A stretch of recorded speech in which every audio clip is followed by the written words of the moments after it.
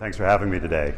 If we can corral the herd in here before we head out to the happy hour, appreciate it. I know a lot of y'all have been seeing me up here for a better part of 10 years now, and so you know that I always try to make it fun and try to bring some energy to our presentations.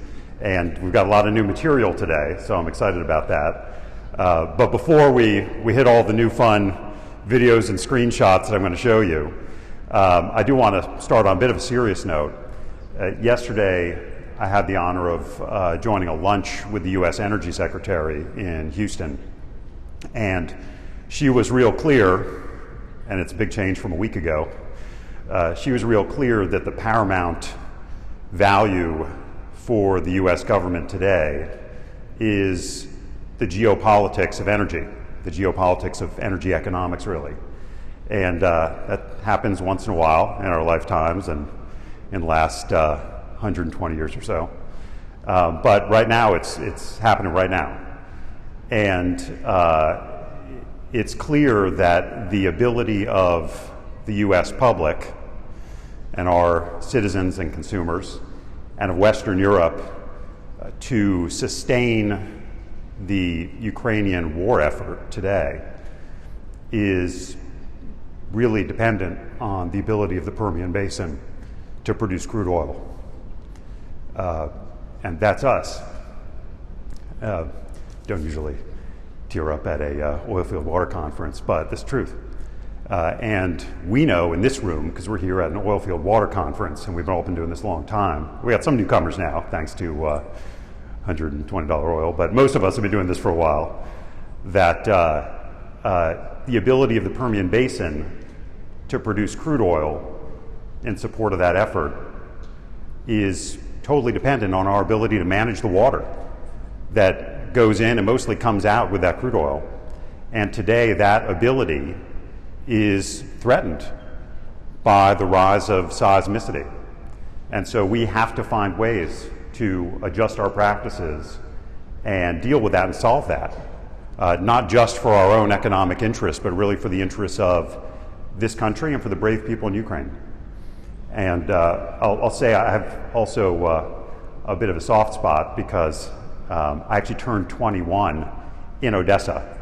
And I know everyone's picking on Ben Warden. I'm sure Ben Warden's like, I turned 21 in Odessa, I turned 22 and 23 there too. No, I mean, I actually turned 21 in Odessa, Ukraine. Their Odessa, not our Odessa, although I think they're named after each other in some way.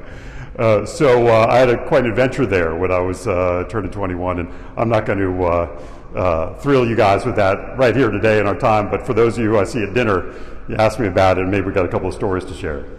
So with that, what I'm going to be talking about today is it's not your geologic fault, seismic response areas and the art of seismic self-defense. The agenda today is first I'm going to talk a little bit about what seismic response areas are for those who aren't familiar with them yet. Then we're going to look at the specific commercial impacts on the individual companies that have been most affected by the seismic restrictions that have gone into place. And then the last part, we're going to talk about what we can do about that, both the ways to alleviate those problems and those risks, and also some real opportunities that emerge for those of us who are in the water business because of what's going on. So first of all, what's shaking? Well, for those of you who haven't heard yet or haven't felt it yet, 3.0 magnitude earthquakes since 2018 in West Texas have increased by about 9,000%.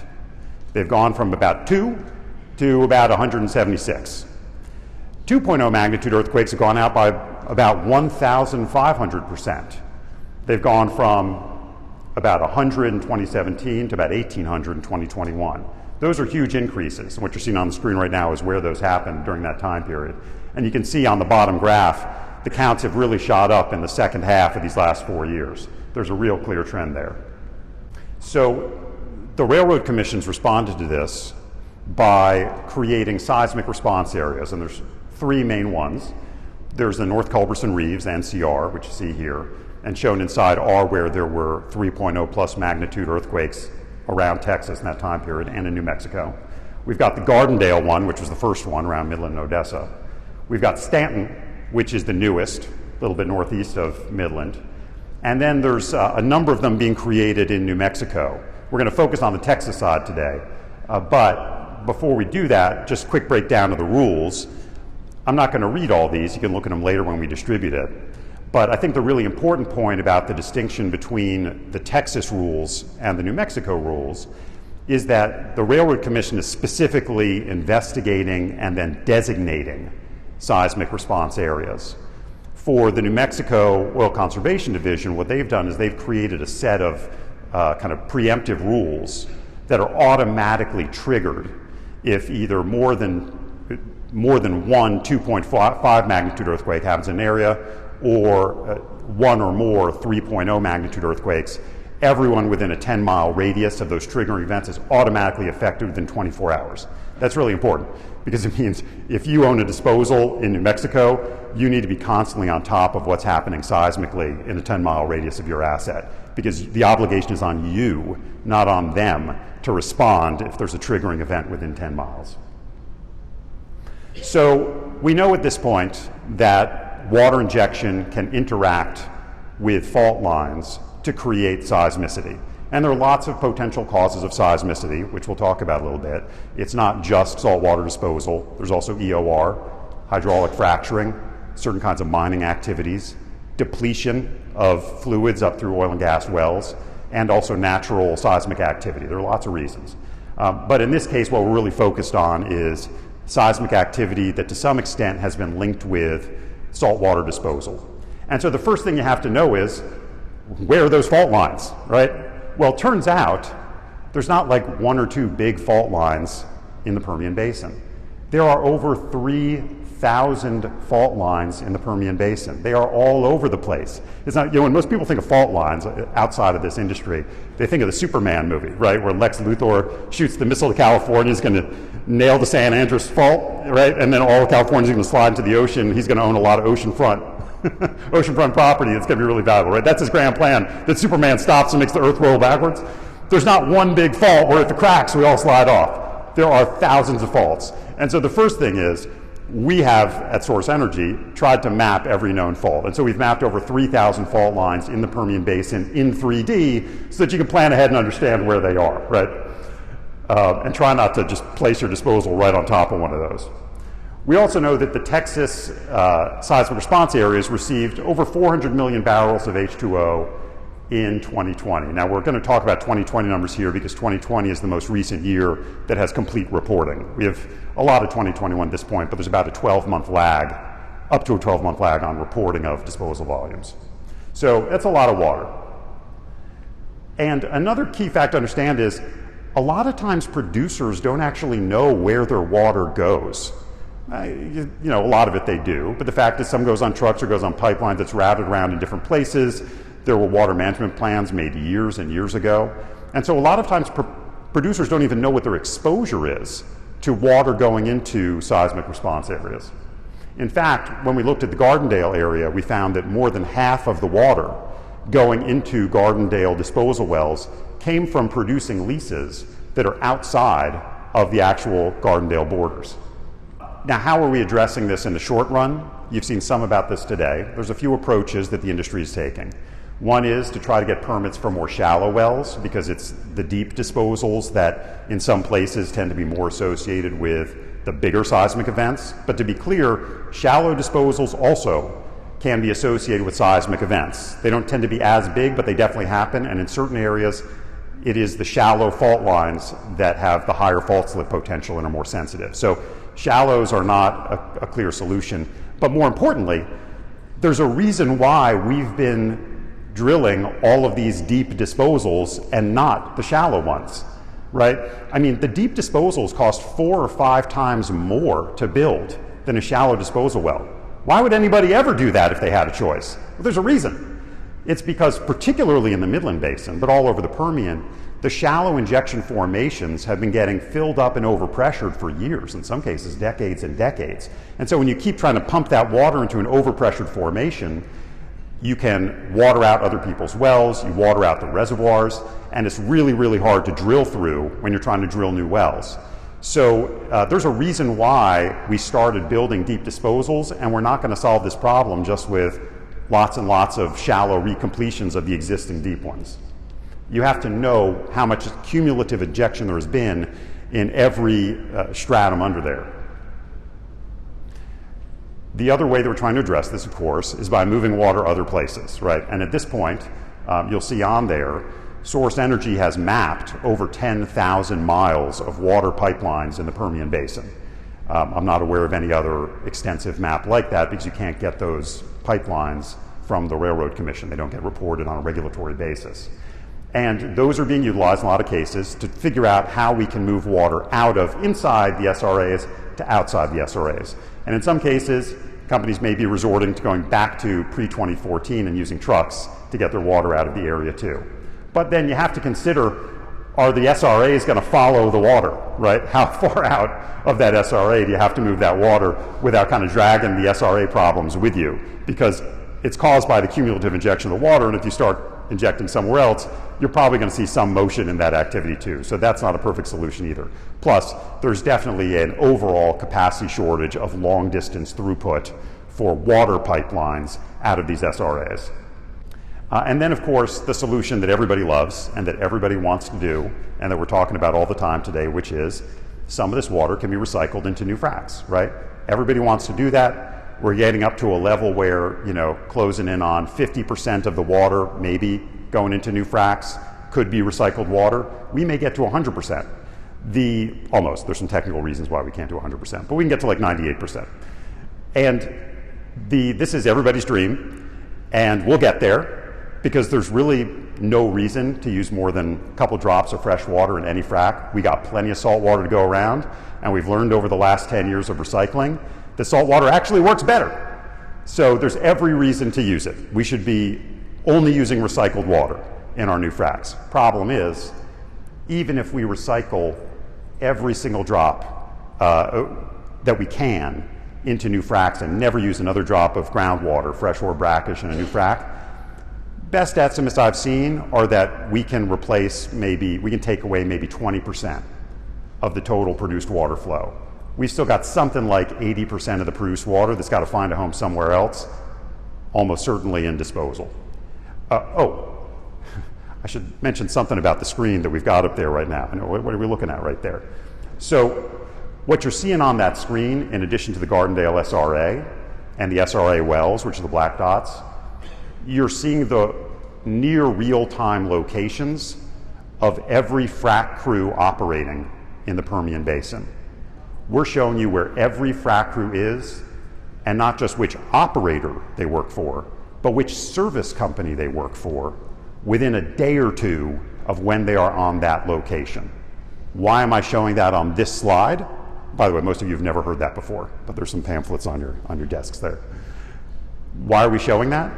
Because if you want to be able to recycle every drop of water you can possibly recycle, then you have to know where all the frac crews are and who they're working for, because that tells you where the opportunity is, either to bring at the end of their jobs, bring their water over to your job to recycle it, or where as you get to the end of your job, you've got an opportunity to sell your flowback water for recycling in their jobs. But to do that, you have to know where all the frac crews are today.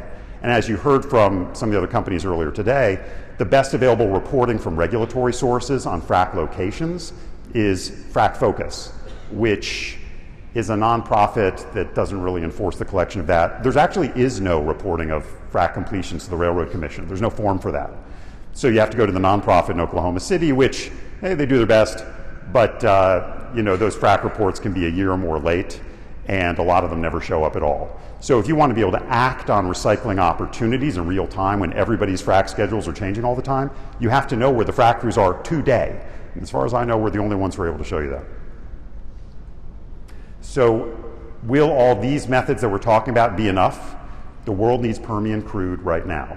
We know water's the biggest input and output of the unconventional upstream process. Water management is often the largest production cost, sometimes the majority production cost. We've got that 4-to-1 water to oil ratio in the Permian and the Delaware. Sometimes it's more like 8-to-1. And one of the key facts to understand is crude production flows, right? We produce the crude and we send it somewhere, and now it's gone. but the water all stays here, right? So yeah, every million barrels per day of crude that we add to the Permian Basin flow that's coming out of the ground, we're adding a stock of like 1.5 billion barrels of water into the ground that year, and it stays there. And seismicity is responsive to cumulative injection in the formation, right? It doesn't just go away. These are physical pores that fill with fluid and then they're full, and you have to push it further. Sometimes that hits a fault line. So is seismicity the speed limit on Permian production? Well, let's look at what it's hit so far and the commercial impacts. These are some of the figures that you might have seen in the Wall Street Journal story about 6 weeks ago that covered this topic. We were the primary source for that. And we can see overall, basically who's been getting hit by this. Well, first of all, about 2/3 of the capacity that's been restricted is in the NCR, the Northern Culberson Reeves area. The Gardendale and Stanton are a lot smaller, you can see on here. These are the aggregate figures, and then I'm going to break them down. But you can see that our friends at Chevron and now Coterra, Cimarex, by far have the greatest volumes that were going into SRA wells because they're both very concentrated in that NCR Delaware Basin area. Next up is Admiral. I don't know if there's any folks from Admiral here. I've not met them. And then a bunch of others. But for the others following that, it tends to be a pretty small portion of their overall injection. And we'll break these down in more detail. So first, let's look at the NCR area, which is highlighted here with the faults and the seismic events, and the black dots are the SRA wells. What you're seeing on the screen here, ranked by amount of capacity reduced, is for the NCR SRA. By the way, let me note, this reflects the operator-led response plan that was published on March 1. So we had to rejigger this whole presentation just a couple days ago to take that into account. So this does reflect the OLRP. This is not the plan that was published by the Railroad Commission in December. Okay, so you can see that from a volume standpoint, first of all, the greatest capacity was lost by far by Chevron Cimarex, although BPX, which has a much smaller presence, had a lot too. You can see in the second column, it's the reduction in the total permitted capacity of that company in the Texas Permian. Now, we all know here that often the permitted volumes are actually pretty misleading, right? The real capacity of a disposal well often has very little to do with the daily volume, barrels volume on the permit. There's a lot of other factors there, from the quality and strength of the pumps on it, to the pressure levels, to contractual arrangements that might be affecting that disposal. But it is one way to look at this.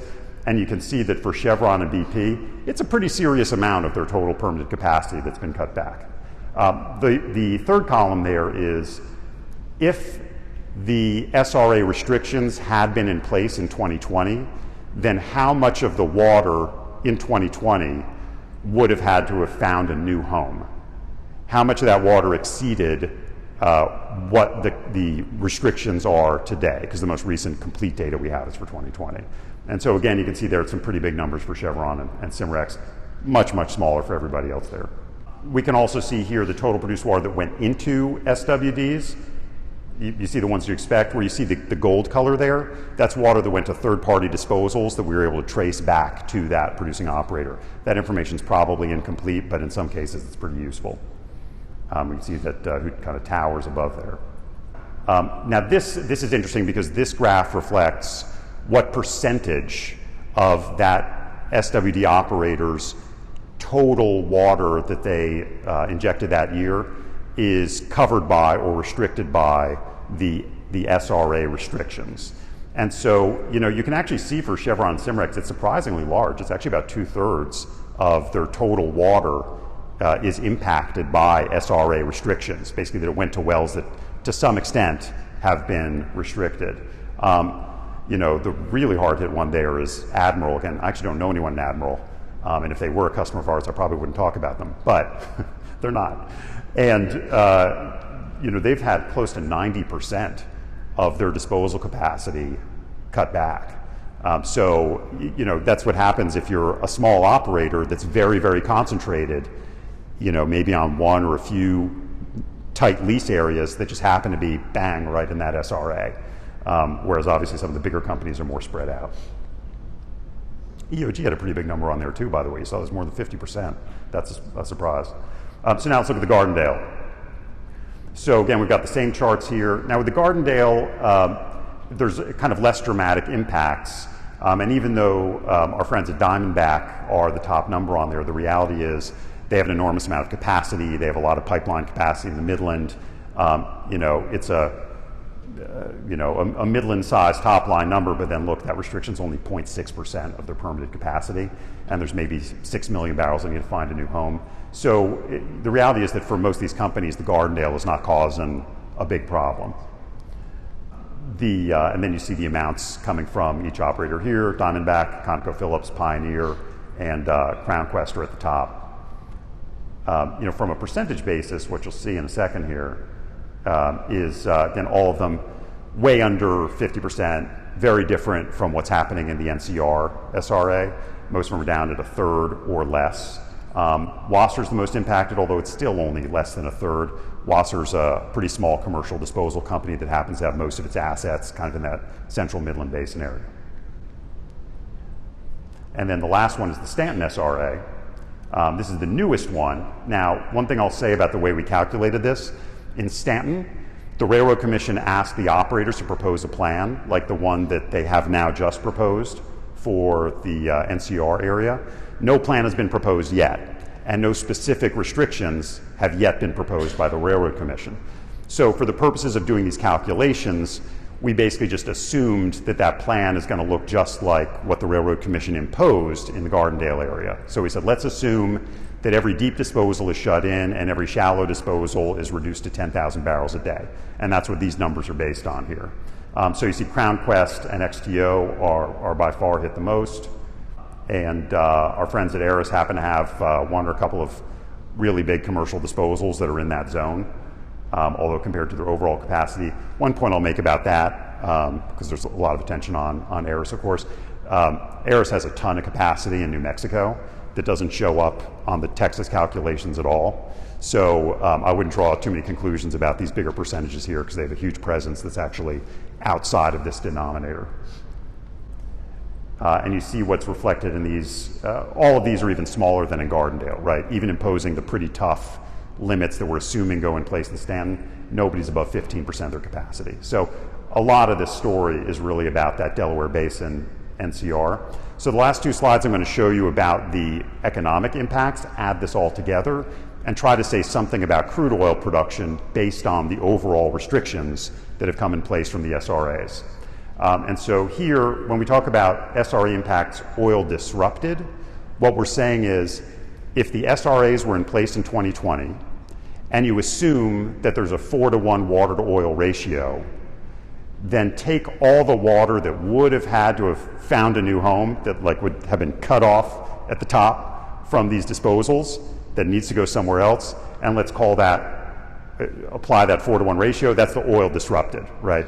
So that's the oil production that you would have had to have shut in if you couldn't find someplace else to send that water. And so from that perspective, again, we see that it's really dominated by Chevron and Coterra. I mean, nobody else is even close on that. And they just have a huge amount of water production and crude production right in the middle of that NCR SRA. And then the last item here you might call oil at risk. This is, how do we get to the biggest number? Well, what if we assume that every producing lease that sent any amount of water into an SRA well had to find someplace else to send that water, or would lose that crude, would have to be shut in. And that's how we get to these biggest numbers.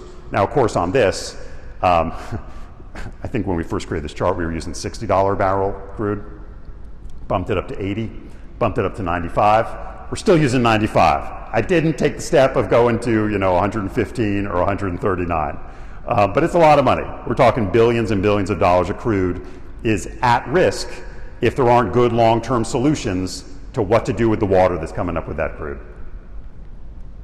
And I'll be sharing these with you guys later. So one question that we get a lot that I think is kind of interesting, and what I'm showing you here is something that no one has ever seen before, and that I actually don't think anybody could have ever seen before. So we get asked, okay, but how much are these SRAs shifting water from going in pipelines that were feeding SRA wells that now can't operate and have to be shut in?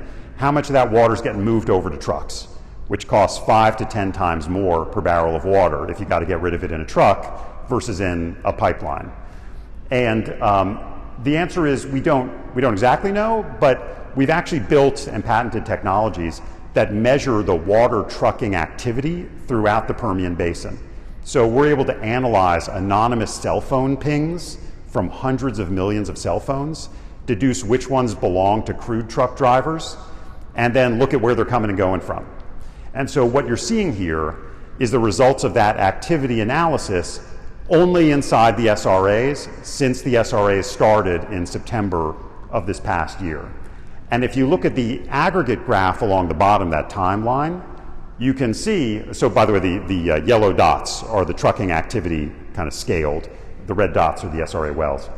So what you see there is starting from January 1, which is when the first SRA actually became enforced, which was the Gardendale SRA, there actually is a very big increase in water trucking activity inside the SRAs.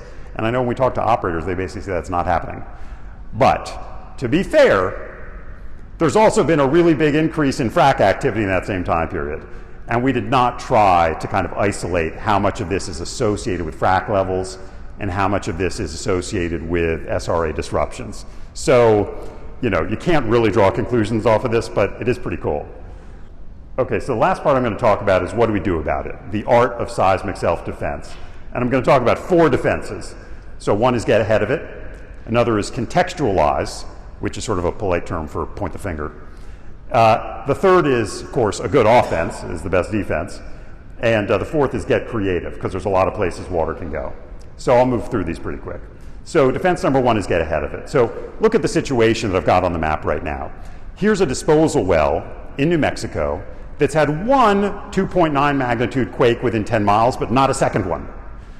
If you own that disposal, you better be on high alert for a second quake happening in your area that's 2.5 or greater, because you have to report in to the OCD within 24 hours of that happening, right? And you can see you're in a pretty risky spot there because you're sitting right on a fault line that looks pretty similar to where that last quake happened. And if it does happen, then you fall into one of those red circles there where you've got all kinds of restrictions coming down. So you've got this 24-hour response required, which is pretty tough, or it's next business day. And so what can you do? Well, in our system, you're able to set up automated alerts for any geo area on the map or any set of geo areas and get alerted for all kinds of things. One of which is if a seismic event happens, you'll get that alert same day by an email and you can take your action. But actually there's some other cool stuff you can alert for, right? You can alert for frac crew movements. So if a frac crew enters any area, any lease area that you've mapped because you want to stay away from frac hits on your leases, or because you're a mineral owner who wants to know that you're going to be owed some royalties soon and there's a frac crew that moved on to your minerals, you can automate that alert. You can automate the creation of frac ponds and mud pits because those tell us that a completion crew or a rig is coming. You can automate for the rig movements because we've got those. You can detect new well pads and get alerted for new well pads because it turns out that well pad construction is much more predictive of drilling than drilling permits are, because it turns out a drilling permit costs $250, but a well pad costs $250,000. So when you see the well pad get built, you know they're actually going to drill the well. It turns out that that correlates 90% to new drilling in about 60 days, whereas the drilling permits only correlate about 19%. In other words, drilling permits are essentially random with respect to drilling. But if someone builds a pad, they're serious. So that's a good thing to alert for. So another way of getting ahead, of course, is take a look at where you're going before you spend $5 or $10 or $20 million drilling a disposal there, right? So don't buy or build or try to avoid sending water into saltwater disposals that are really, really near faults or big quakes. And I know that sounds pretty obvious, and in a lot of cases, well, too late. But you know what? We see plenty of examples in our system where somebody could have avoided that and didn't. So here's one in the NCR district. And if you get this presentation later, it's a pretty small text there, but you'll see who it is. And there was a 4.0 magnitude quake less than 2 miles away. And they're in the middle of about a dozen fault lines, some of which clearly relate to where that quake happened. And they permitted that disposal and started pumping water into it after that 4.0 quake happened on what looks like the same fault line less than 2 miles away. What you also see on that chart is you see the injection volumes and pressure utilization for that well. And on the left side, that's on the right side, on the left side you see when quakes started happening. Right after they start pumping water down that hole, they have 26 more earthquakes in less than 1 mile of that well that didn't happen until they started pumping water down that new well. So those are things you probably want to get ahead of before you invest that money, because that's a pretty tough association to get out of. Another way to get ahead is to make sure, especially if you're an operator, check all your producing leases. Make sure that you know whether they are sending any water today into SRA wells, because a lot of times that is not so clear, and that way you can plan ahead. And on this map, what you're seeing, those purple dots, are producing leases that have sent at least a little bit of water into an SRA well in the last few years. And some of those producing leases are pretty far afield from the SRAs. In a lot of cases, those operators probably don't realize that that water is going down a pipeline quite a few miles to a big disposal that happens to be in the middle of an SRA. So you really need to understand where your assets are sending water, because one thing we know about environmental law is that liability is traced to the wastewater generator. That's just an EPA thing. So if you're an operator, you want to know where your water's going, because at the end of the day, if there are problems, someone is going to come looking for you. You're not going to be able to just cut that off at, you know, the poor guy who was running the disposal well that it was initially traced to. So as an operator, you've got to take responsibility for where your water's going, even if your MSA says that that liability ends at the edge of your lease. You need to know where your water's going. It's also a supply chain issue, right? Which is, forget about the liability. You need to make sure that you're ready and have your contingency plans. If you're sending water to a disposal that's either sitting on a fault line, or where there's been a lot of quakes happening, or it's already been cut back on an SRA, you need to be ready for where you're going to send it next. Maybe you want to start working on those rights-of-way for your alternative pipeline, because water pipeline rights-of-way are really hard to get. They're actually much harder than gas and oil rights-of-way. And so you need to be working ahead of time to make sure that you're building out your alternatives if you're currently exposed very heavily to kind of a sole source situation where your water, the only economic way to get rid of your water is to put in a pipe that's going to a disposal that's either in an SRA or looks like, looks like could soon be subject to some kind of restriction based on where the fault lines are and where the seismic activity is going.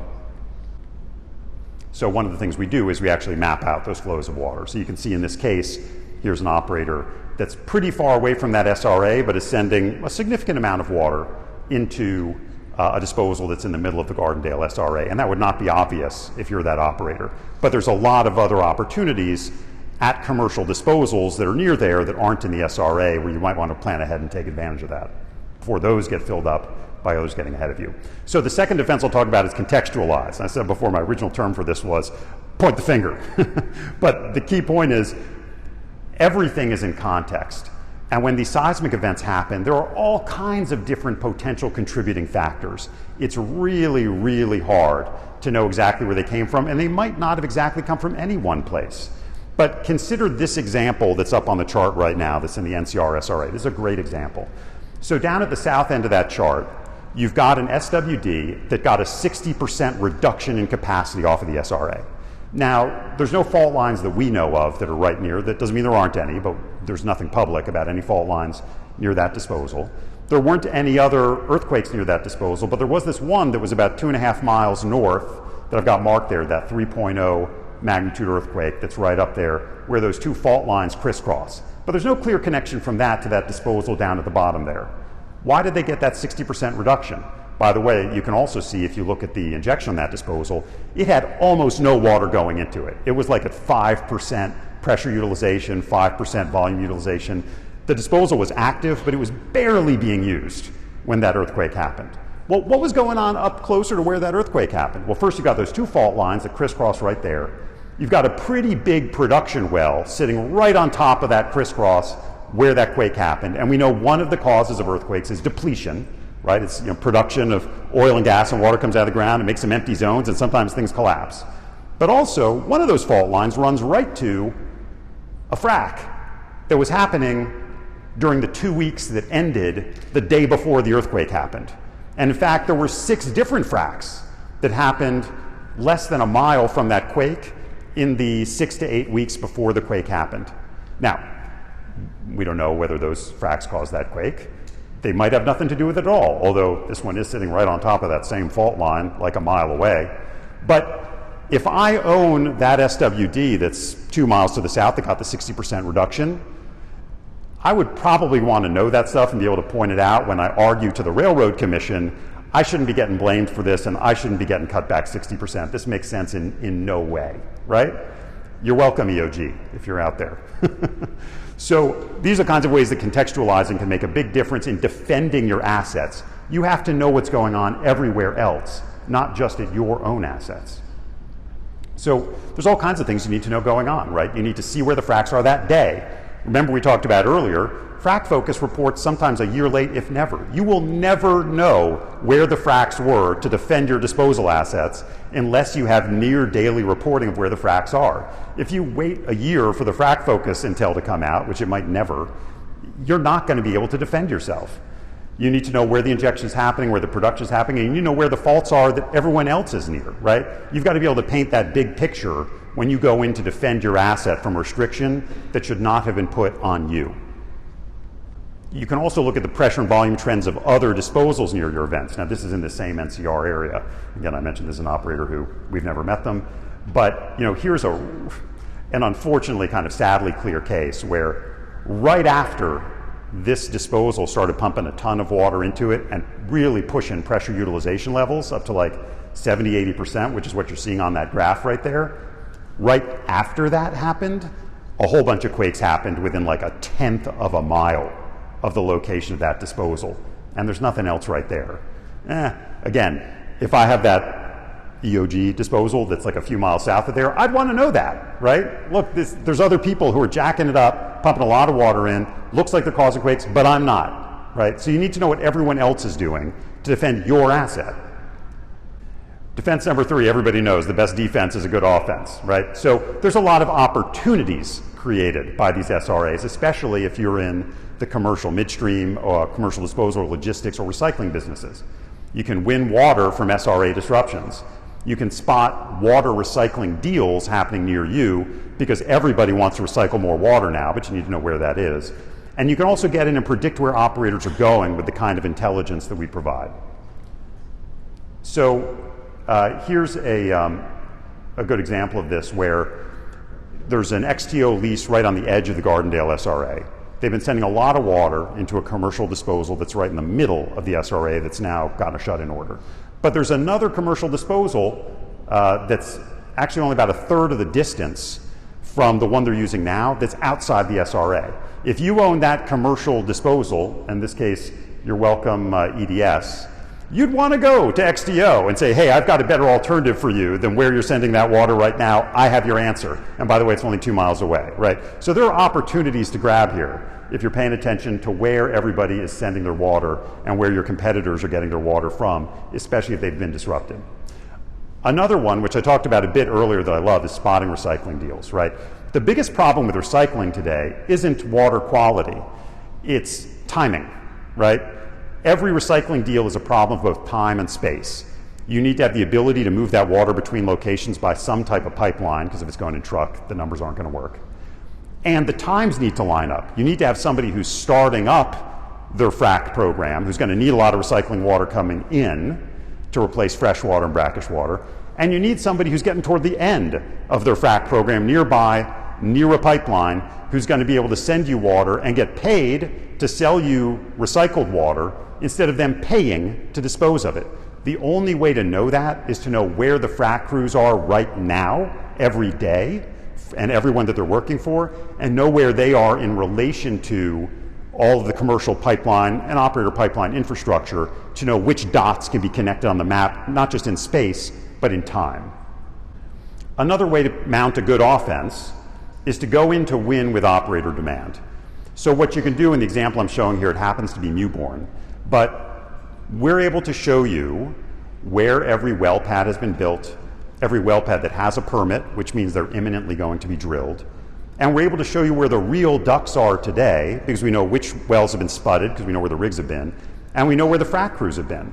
And so we know exactly where the live ducks are right now, which operators they belong to, and which ones have frac crews working for that operator near those ducts, where it's pretty obvious where they're going to go from there.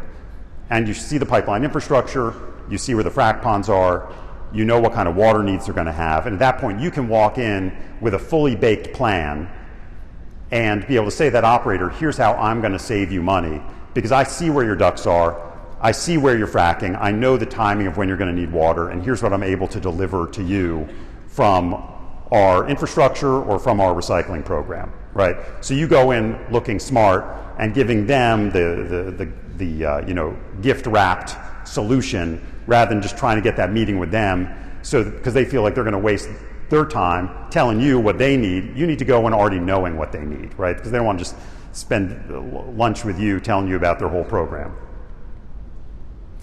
And the last I'll mention, your defense for, get creative. So one key point that we've noticed is the Permian Basin actually has 47 different formations that can take water.